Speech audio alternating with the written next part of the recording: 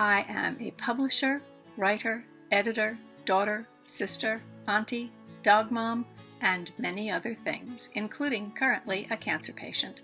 But I am not a doctor or medical professional of any sort. What you are about to watch is an episode of my journey through cancer. I'm sharing my adventure with you in hopes that you'll find something here that's comforting and maybe even inspiring. This video is not intended to provide any sort of diagnosis or treatment plan. Please go talk with your doctor for professional medical advice. So it's been about 2 weeks since I last posted in Future Cancer Survivor and told you about the 3 CT scans I had in order to determine what the issue is with my sigmoid colon, a blockage, because my innards have not yet healed enough to work right after all that radiation and chemo, or the off chance that it's another cancer. Since then, I've had a lot more doctor visits, including one to, once again, flush my port. So it is, once again, port flush day, and we know what that means. Chocolate croissant. But we still don't know what's going on with the old sigmoid, or more accurately, I hope, we don't know for sure. One of the doctors I visited with this week was my colorectal surgeon, who is not, God willing, going to need to perform actual surgery on me, but is one of the doctors who is monitoring my recovery. The good news is that in agreement with both my oncologists, the surgeon believes that the problem is stemming from not yet completely healed innards. That said, she pointed out that I am now entering my 6th month since completion of initial treatments, and now is the time when the tests are really going to tell us if those treatments worked. And her saying that, it felt like she was putting me on notice that now the rubber is going to hit the road, so buckle up. And just her saying that just sent a really terrible chill up my spine, to the point that I needed her to repeat that she really does believe the problem has to do with my body still trying to heal, and she assured me that this is what she really believes. So that is what I am going to believe too. Did I mention in any of these posts that I adore is probably not too strong a word, my colorectal surgeon? She is kind and blunt. She's wildly knowledgeable, and she's able to communicate information along so that it makes sense to a person who didn't go to medical school like me. And she's also got a great sense of humor.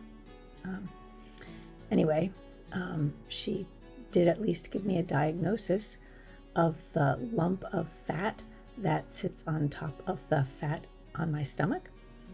While this lump doesn't hurt and never has, it makes my tummy quite asymmetrical, which bothers me, especially as, I work the core strengthening exercises my trainer puts me through, and the regular stomach fat is dissipating. What that extra lump of fat is, according to my surgeon, is a lipoma. You learn so many new words during cancer adventure. I had not known what a lipoma, Lipoma, was prior to being diagnosed with cancer.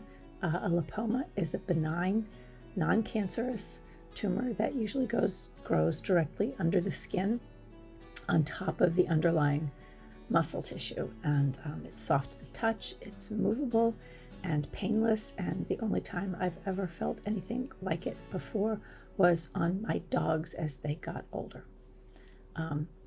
Did the lipoma arrive because of cancer?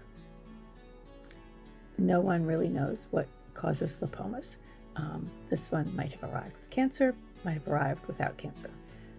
The bottom line is that lipomas are easy to remove, and as soon as I feel able to deal with a minor surgery, which at this moment I do not, the operation is a simple one, and we can schedule it and have the lipoma removed.